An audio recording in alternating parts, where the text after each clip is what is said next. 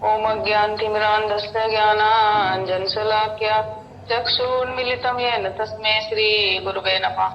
वाञ्छाकल्पतरुभ्यश्च कृपा सिन्धुभ्यैव च पतितानां पावनेभ्यो वैष्णवेभ्यो नमो नमः। जय श्री कृष्ण चैतन्य प्रभु नित्यानंद श्री अद्वैत गदाधर श्रीवासादि गौर भक्तवृंद। हरे कृष्ण कृष्ण कृष्ण हरे हरे, हरे राम राम राम हरे हरे। आज की कथा, रथ के आगे महाप्रभु का नृत्य तथा प्रताप रुद्र पर कृपा। रथ यात्रा के दिन प्रातःकालीन कृत्यों से निवृत्त होकर श्रीमन महाप्रभु पांडु विजय अर्थात श्री जगन्नाथ देव, बलदेव प्रभु एवं सुभद्रा देवी का मंदिर से चलकर रथ में आरोहण का दर्शन करने के लिए गए। श्री जगन्नाथ देव के देवतापति सेवक बड़े बड़े हाथियों के समान बलशाली थे, जो उन्हें धीरे धीरे रथ की ओर ला रहे थे। कुछ ने उनके कंधों को पकड़ रखा था, कुछ ने उनकी कमर को। उनकी कमर में एक बहुत मोटी रस्सी बांधी गई थी, जिसके दोनों कोनों को पकड़कर कुछ दैत्यापति उन्हें उठा उठाकर रथ की ओर ला रहे थे। श्री जगन्नाथ देव को तो स्वतंत्र है, उनकी इच्छा के बिना उन्हें कौन हिला सकता है। जब उनकी इच्छा होती तो वे सहज ही चल पड़ते, परंतु जब उनकी अपने भक्तों से कौतुक एवं हास परिहास की इच्छा होती तो वे स्थिर हो जाते। समय लाख चेष्टा करने पर भी कोई उन्हें हिला नहीं पाता। इस प्रकार लीला में प्रभु आनंद से झूमते झूमते रथ में सवार हो गए।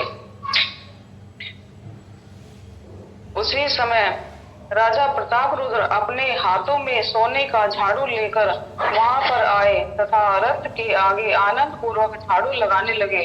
उन्हें ऐसी सेवा करते देख श्रीमन महाप्रभु बहुत प्रसन्न हुए। महाप्रभु ने अपने सभी कीर्तनियाओं को अपने हाथों से माला एवं चंदन अर्पण किया। तत्पश्चात कीर्तन के साथ दल बनाए गए। श्री जगन्नाथ देव के आगे 4 दल नृत्य एवं कीर्तन कर रहे थे।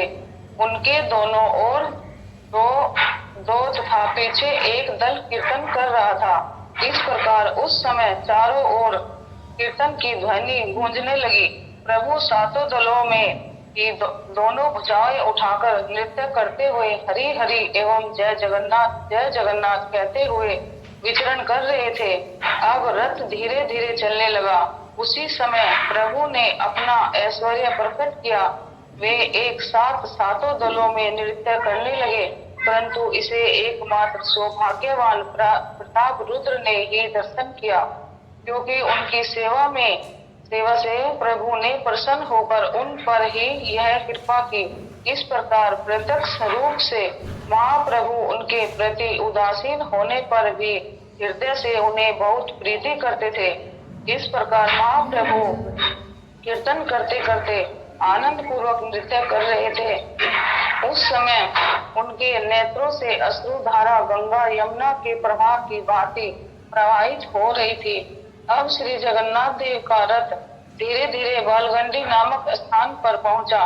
वहां पर श्री जगन्नाथ देव को भोग लगाने का नियम है। नृत्य करते करते महाप्रभु भी कुछ क्लांत हो गए थे।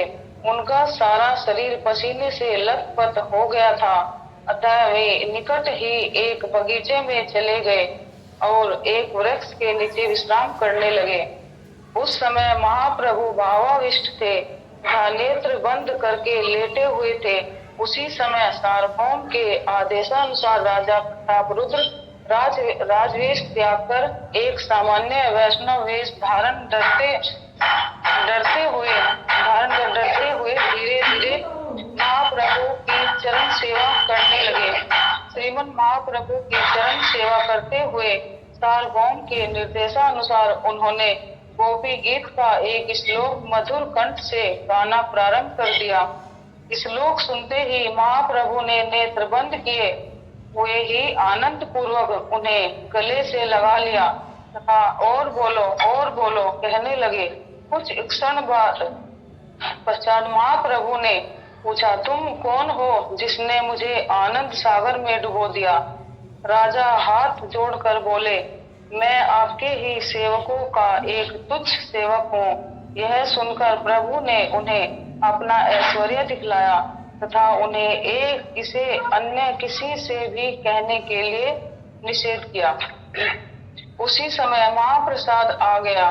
भक्त वत्सल भगवान अपने प्रिय भक्तों को बैठाकर स्वयं उन्हें परिवेशन करने लगे, परंतु श्री स्वरूप दामोदर ने पहले महाप्रभु को प्रसाद पाने के लिए बैठा दिया।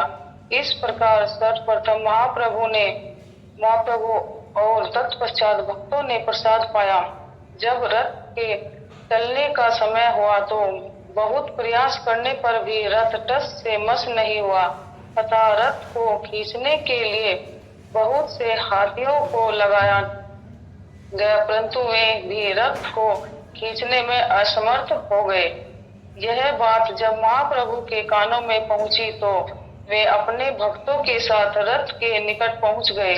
उन्होंने सभी हाथियों को हटवा दिया तथा रस्सी अपने भक्तों के हाथों में थमा दी और स्वयं रथ के पीछे जाकर जैसे ही उन्होंने अपने सिर से रथ को ढकेला तो रथ हड़ हड़ करता हुआ चल पड़ा।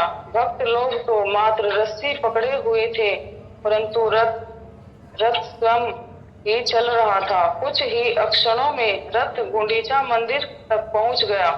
महाप्रभु अपने भक्तों के साथ आंगन में कीर्तन एवं नृत्य करने लगे। संध्या के समय संध्या आरती का दर्शन कर प्रभु आई टोटा आ गए। इस प्रकार श्रीमन महाप्रभु की उपस्थिति में कीर्तन एवं नृत्योत्सव के साथ 9 दिन का रथ यात्रा उत्सव संपन्न हुआ। हरे कृष्ण।